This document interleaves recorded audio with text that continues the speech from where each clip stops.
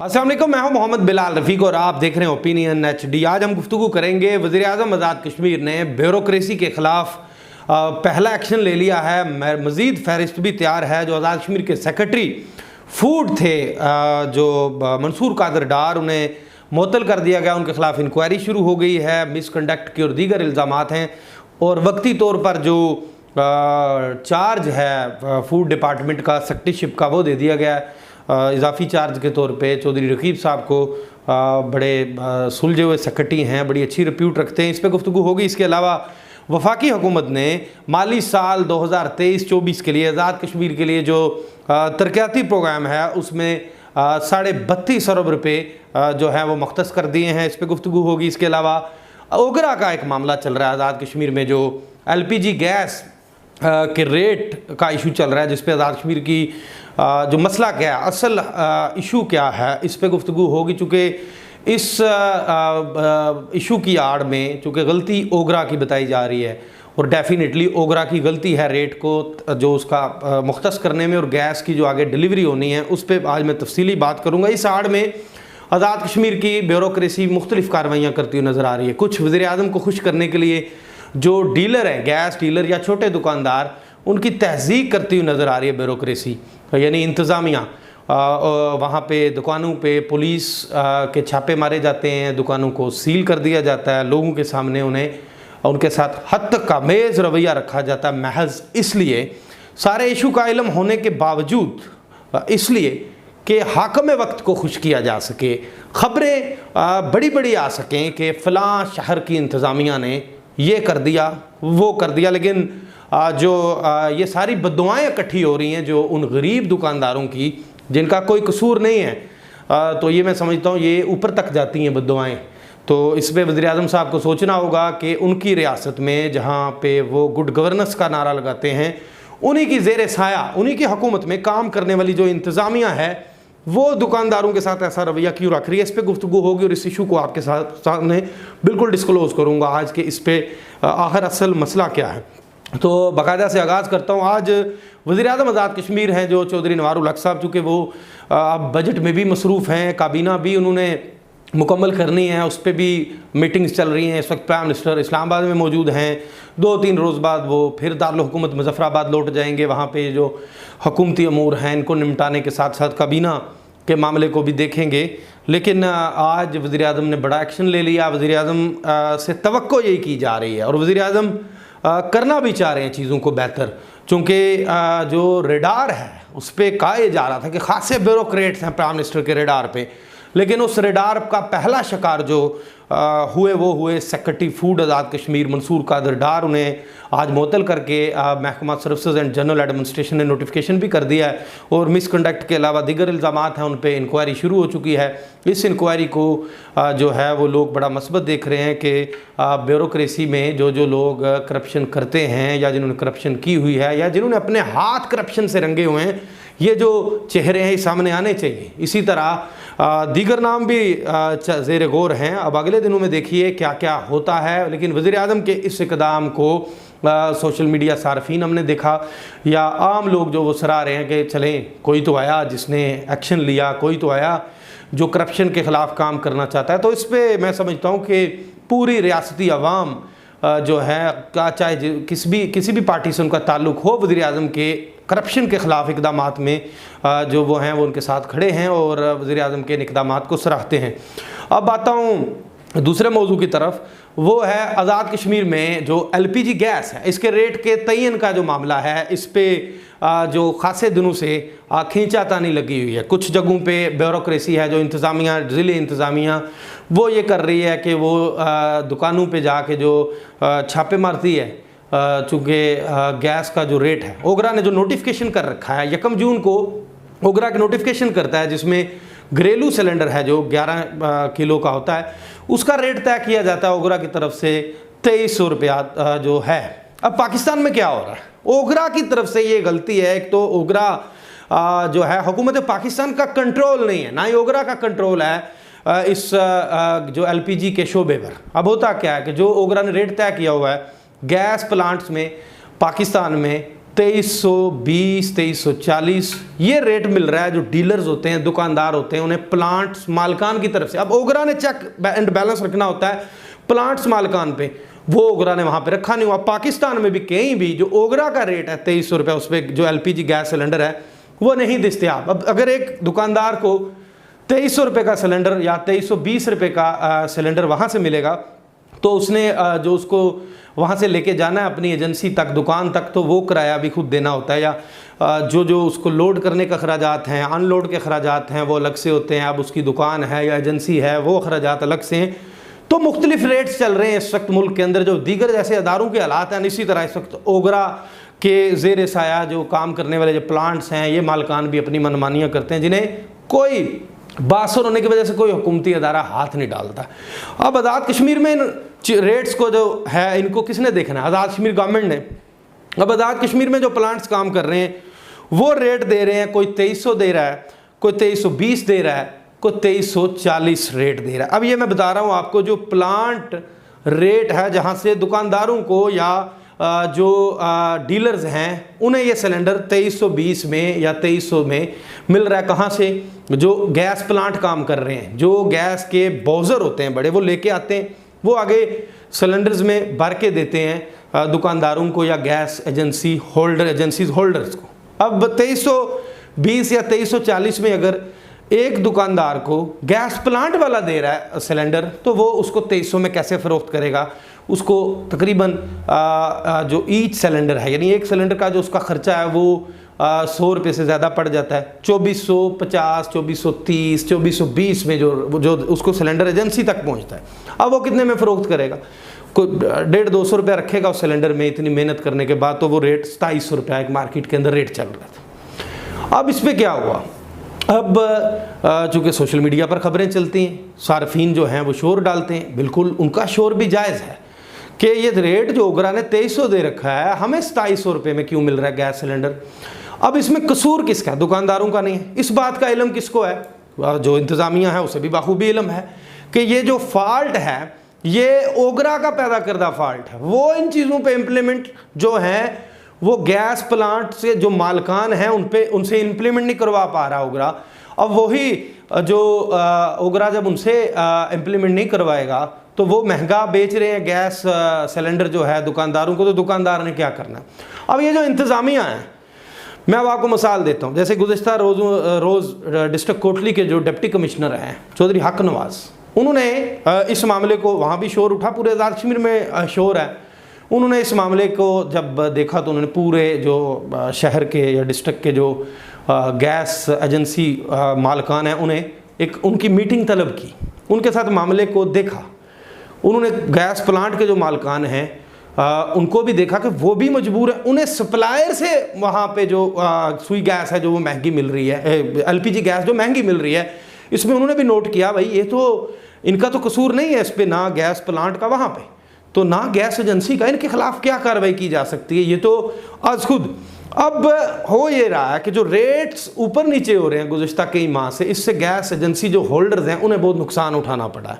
इस बात जो मैं बात कर रहा हूँ ये बड़े वसूख से कर रहा हूँ, इसका सर्वे भी करवाया जा सकता है कि गैस एजेंसीज होल्डर्स गुज़िश्ता कई माह से बहुत नुकसान में जा रहे हैं। असल फ़ायदा किसको हो रहा है? इस वक्त जो गैस प्लांट है जिनके पास जो बड़ा बॉजर लाते हैं या जो उनको आगे देते हैं, जो मेन सप्लायर है गैस के पाकिस्तान के अंदर जो लोग, ये इस सूरत हाल के अंदर फ़ायदा उठा रहे हैं। इस बात का इल्म है। अब डिस्ट्रिक्ट कोटली में जो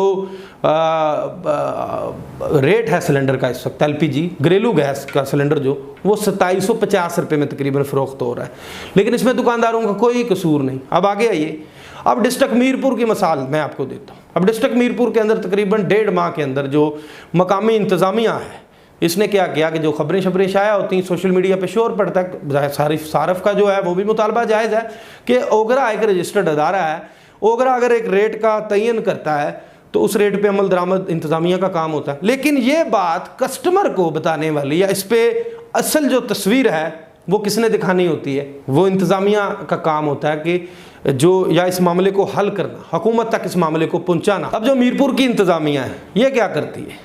कुछ अर्सा कबल भी इसने जो ही प्रेशर आया, इंतज़ामिया ने ये किया कि शहर की जाके जो एजेंसीज़ हैं या गिरदोनवा की गैस एजेंसीज, छोटी दुकानें हैं जो, वहाँ पे जो मजिस्ट्रेट साहिबान हैं उनको भिजवाया और साथ पुलिस भेज के, सारे मामले का इल्म होने के बावजूद, ये मामला इल्म में था ज़िले इंतज़ामिया के भी और मकामी इंतज़ामिया के भी, फिर वहाँ पे पुलिस भिजवाई और दुकानदारों की दुकानें सील करवा के तो उन्हें उनके साथ एक नेगोशिएशन का इजलास रखा। और वहाँ इजलास में अब इंतज़ामिया का हुकाम क्या कहते हैं कि वो हमें पता है कि गैस के जो प्लांट मालकान हैं ये गैस महंगी देते हैं आपको, लेकिन हमारी मजबूरी है। और भाई आपकी ऐसी क्या मजबूरी है जिस पे आप सफ़ेद पोश लोगों को जो लोग कारोबार कर रहे हैं, जो लोग बिजनेस कर रहे हैं, ये तो गैर महफूज इलाका बनता जा रहा है कारोबार के एतबार से, कि जहाँ पे किसी कारोबारी शख्सियत की इज्जत तक महफूज नहीं है। वहाँ पे अब क्या होता है, पुलिस चली जाती है किसी दुकान पे, कोई सफ़ेद पोश आदमी है, कोई कारोबार करने वाला, जायज़ काम करने वाला, उसको वहाँ पे पुलिस भेज दी जाती मजिस्ट्रेट के साथ, बड़ी गाड़ियाँ जाती हैं, जनाब चलो जी बंद करो।